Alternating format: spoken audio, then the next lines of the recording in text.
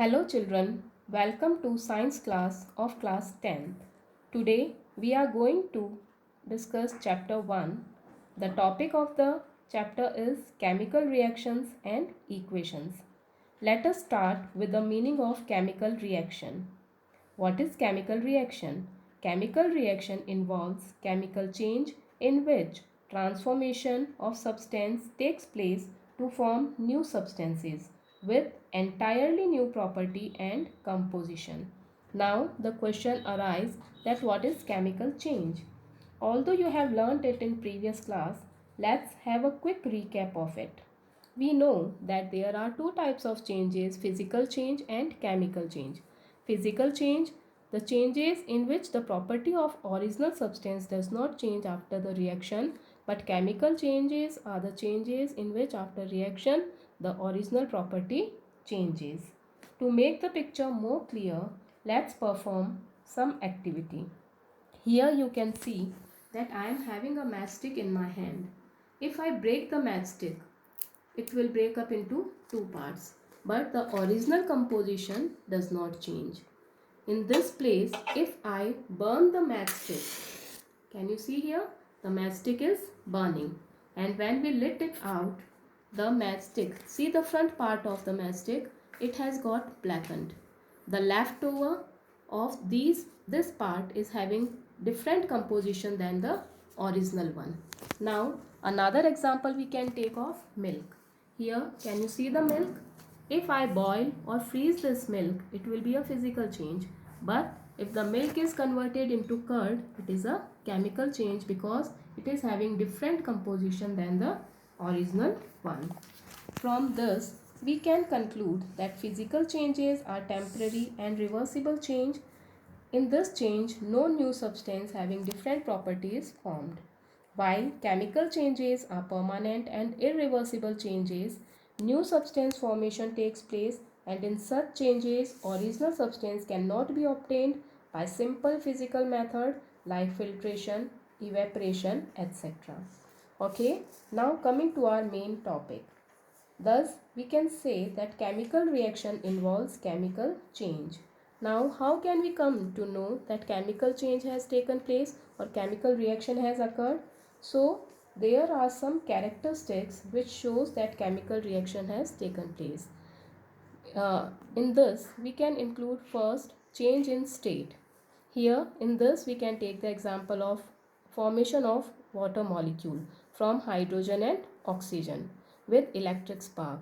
So here you can see hydrogen is in gaseous form, oxygen is again in gaseous form, but water is in liquid form. Another example we can take it of change in color. Change in color, this can be seen in rusting of iron. Here, can you see a article with iron? The original color of iron is grayish black, but when it get rusted, the color changes to reddish brown. So this is the example of change in color. Now temperature can also be changed in chemical reaction. The example of that is reaction of quicklime with water.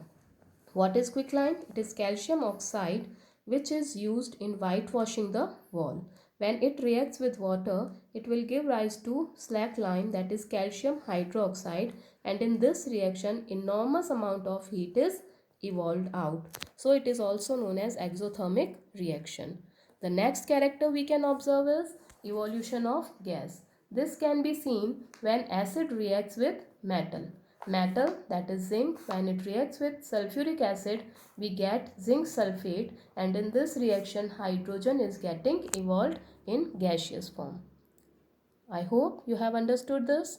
Now, if these chemical reactions are represented in symbolic form, they are known as chemical equation. In this we are going to take the example of formation of magnesium oxide.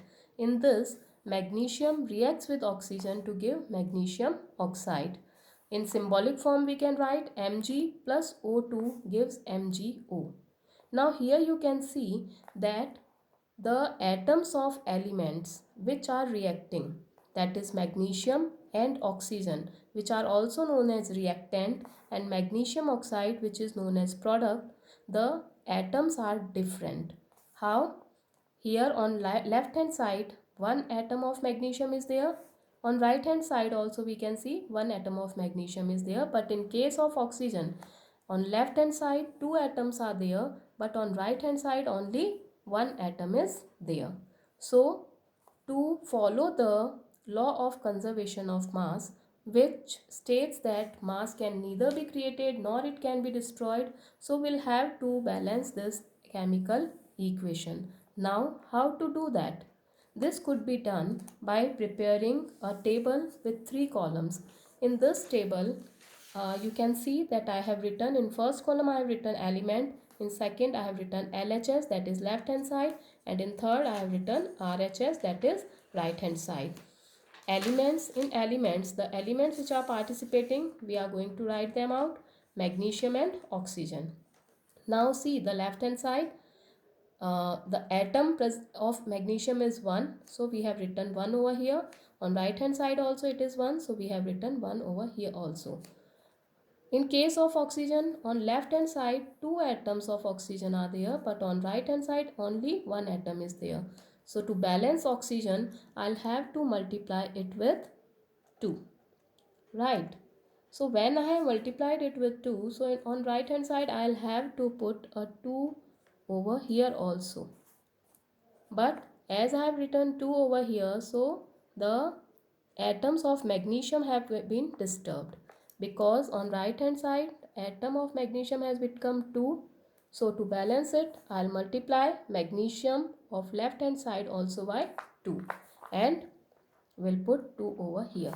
Now you can see the atoms are balanced. Got it, children? So this is how we can balance the chemical equation.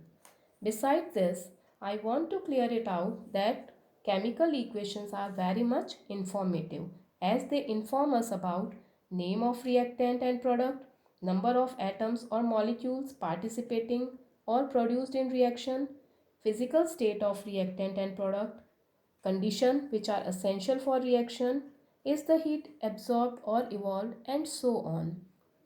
To clarify this, let us take an example of photosynthesis reaction which takes place in plants. In this reaction, carbon dioxide reacts with water to give glucose, oxygen and water. Now you can see I have written two words, that is sunlight and chlorophyll, over arrow. What is this? These are the conditions which are essential for the reaction to take place, without which the reaction is not possible. Again, the number of atoms also we are getting it from this, that how much molecules are reacting and how much molecules or atoms have been formed. Now you can see I have written AQL in the bracket also.